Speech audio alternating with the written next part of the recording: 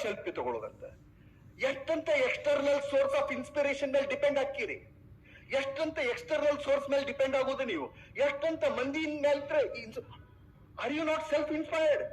R you not self motivated? ನಿಮ್ಮಲ್ಲಿ motivation, ನಿಮ್ಮಲ್ಲಿ spirit, ಕೆಚ್ಚು ರೊಚ್ಚು ಏನೂ ಇಲ್ಲನೆ. ಅದು ಇಲ್ಲ ಅಂದ್ರೆ ಯು ಆರ್ ನಾಟ್ ಎಲಿಜಿಬಲ್. ಅದು ಐತೆ ಇಲ್ಲ ಮೊದಲು ಚೆಕ್ ಮಾಡ್ಕೋಬೇಕು. ಅದನ್ನ ಜಾಸ್ತಿ ಜಾಗೃತಿ ಮಾಡ್ಕೋಬೇಕು. ಬರೇ ಹೋಗುದಂತ ಚಲೋ ಚಲೋ ಯಾರ್ತಾರ ಅದು ಸೆಲ್ಫಿ ಇಟ್ಕೊಳ್ಳೋದಂತ ಅವತ್ತೊಂದ್ ದಿವಸ ಅದನ್ನ ಸ್ಟೇಟಸ್ ಇಡೋದು. ಮುಂದೆ ಎಲ್ಲಿ ಹೊಂಟಿರಿ ನೀವೆಲ್ಲ? You are all going in a very very wrong way.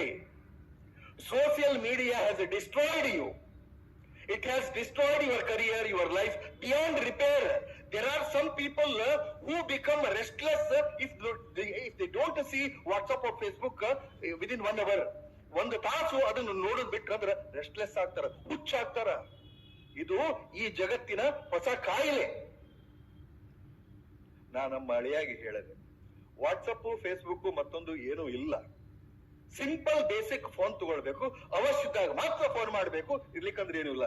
ಎಲ್ಲವೂ ನೀನು ಏನೈತೆಲ್ಲ ಪುಸ್ತಕ ಹಾರ್ಡ್ ಕಾಪಿ ತಗೊಂಡು ಓದ್ಬೇಕು, ಇದ್ ಮಾಡ್ಬೇಕು ಅಂತ. ಯಾಕಂದ್ರೆ ಮನಸ್ಸು ಬಹಳ ಮಂಗ್ಯ ಇದ್ದಾಗ ನೋಡ್ಕೊತ ಹೋಗಿ ಆ ಕಡೆ ಈ ಕಡೆ ಚಲೋ ಯಾರ್ದಾರ ಫೋಟೋ ಆಡ್ ಬರ್ತಿರ್ತಾವ, ಅದ್ರಾಗ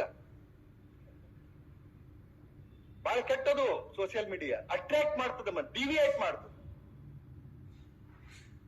ಆಡ್ ಬರ್ತಿರ್ತಾವ, ಒತ್ತಿದ ಕೂಡ ಮತ್ತೊಂದು ಹೋಗಿ 1 ತಾಸು 2 ತಾಸು ಹೋಗಿ ಬಿಡ್ತದೆ. ಎದಕ್ ಬೇಕದು? ಅವ್ರು ಹೇಳಿದಂಗ ನಾವು 100% ಜ್ಞಾನಕ್ಕಾಗಿ ನಾನು ಸೋಷಿಯಲ್ ಮೀಡಿಯಾನ ಬಳಸ್ತೇನೆ, ನಾನು ಇಂಟರ್ನೆಟ್ ಬಳಸ್ತೇನೆ, ನನ್ನ ಈ ನೆಟ್ ಪ್ಯಾಕ್ ಏನಿದೆ ಅದು ಕಂಪ್ಲೀಟ್ಲಿ ಜ್ಞಾನಕ್ಕೆ ಮಾತ್ರ ಬಳಸ್ತೀನಿ ಅಂತ ಬಹಳಷ್ಟು ಧೈರ್ಯ, ನಿಮ್ ಮೇಲೆ ವಿಶ್ವಾಸ ಇದ್ದವ್ರು ಮಾತ್ರ ಅದನ್ನ ಬಳಸ್ರಿ. ಇರ್ಲಿಕ್ಕಂದ್ರೆ ಇವತ್ತ ಒಂದು ಬೇಸಿಕ್ ಸೆಟ್ ತಗೊಳ್ರಿ ಅಂತ ಹೇಳಲಿಕ್ಕೆ ಇಷ್ಟಪಡ್ತೇನೆ. It is destroying the youth.